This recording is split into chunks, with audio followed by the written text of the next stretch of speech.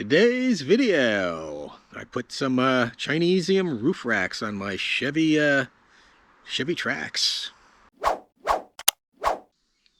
Hello and welcome to ET Garage. I'm Eugene Tordo, and like I was saying, today's video is we're going to install a roof rack on my 2015 Chevy Trax. This Chevy Trax, I've had it for quite some time now. Even though I have it for quite some time, it only has about 68,000 miles on it. And one reason is I basically use it as a grocery getter. When I take long trips, I take the Corvette. Anyone who watches my channel knows that. But today we're going to put a roof rack on. And why I decided to put a roof rack all of a sudden? Well, one of these rubber strips that fit in this groove right here decided to go flying off. I'm not sure when or where it went flying off, but it went missing on me. And so I decided to take the other one off, which literally just pulled right off, and was probably getting ready to do the same thing that the other one did. So I could have got a couple of new strips, and they're like 70 bucks each, and put them on. And I thought about it, and I said, I can get one of these roof racks from China. This one called Long Yi Auto, of course via eBay. Yeah, it did come from China. It only took like a week to get here too. It got here pretty quick. And put one of them on. Now it doesn't come with the crossbar, so, but I can purchase the crossbars separately and add them on later. For now, I just want to fill in those strips right there, those empty channels, and I figured it's better to put a roof rack on it. It'll add a little value to the car. And if I ever decide like I want to put a kayak on top of here or something, I have the option of getting the crossbars and throwing a kayak on the top of there or something. But I was going to buy, I tried looking online for used ones, you know, on this one website that lists all these automotive parts yards and lists them all over the countries, and all the used ones that I could find, they wanted like 500 bucks, and this was just a fraction of that. I forgot what this cost. But if I bought it, didn't cost much, I'll put it up here somewhere. I'll look it up online, and I'll leave a link down in the description box. But basically, it comes with everything you need to put a roof rack on. And we'll get it out and look at it here shortly. But one thing that's bad about Chinese stuff, of course, is not just how it's made, but this looks like it's made pretty good, but what's bad is the instructions. Yeah, they're a little confusing. They're a little vague. From what I can tell, I have to cut the original strip into sections and use that in front and in back of it, and it tells you the distance. The body back end, it says, has to be 13.8 centimeters.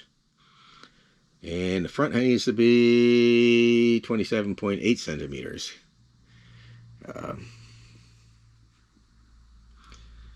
And there's some fasteners and screws and all that stuff to tighten it down. So let's start unwrapping things, and then we'll see what we got. I already unwrapped some of it, but let's unwrap some more of it and see if we can make heads or tails of all this. Alright, hopefully you can see this. And be good if I probably cleaned off some of my workspaces.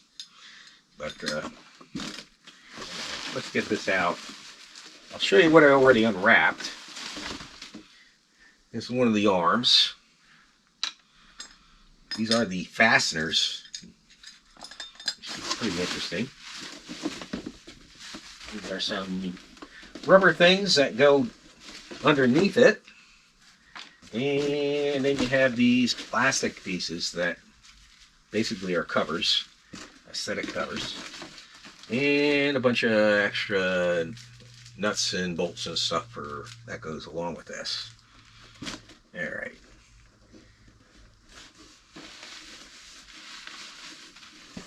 Let me move the camera around, I'll get a better look at this. Alright, here's just one side. And it says, oh, it's marked R for right.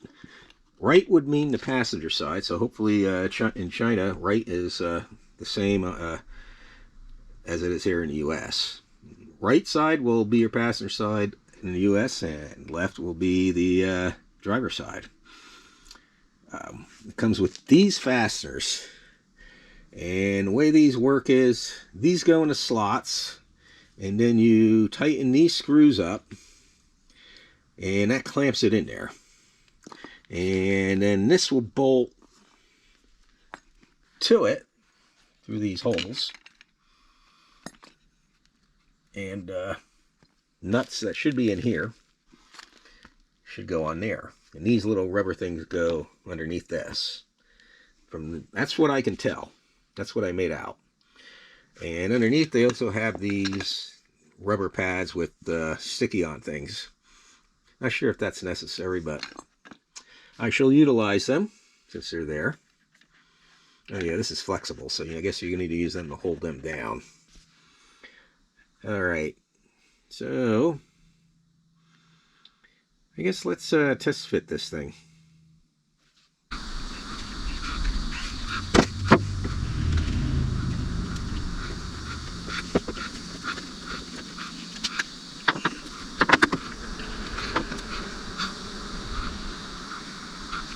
Alright, ran into my first snafu. I put these rubber pieces underneath here. There's a left and a right, so you can't mix them up. They'll only go one way. Now the first snafu I came into is when I mount this here, these are not high enough for those nuts to grab. So the only thing I can think of is this needs to come up higher, which I can do. And then if you look down here, there's a space here, and these need to go into that space there. I don't necessarily like that, but let me try that and see how that works out. Alright, I'm kind of snafu'd right now, thanks to Chinesium parts, and these are not going to work. These screws are not long enough. They do screw out, so I could get longer screws, which means running to the hardware store and getting longer screws, which I really don't want to do. I guess that's what I'll have to do, though. Let's just do that. Run down to the hardware store, get longer ones. I don't have any. I got all sorts of screws, but not that length. I could use the screws I have by drilling these out and tapping them to that size. And then I got to see if I got nuts. I'd rather use their hardware, but these are not long enough. So I got to get longer ones, and that means run to the hardware store. That figures. Wonder what other snafus I'm going to run into.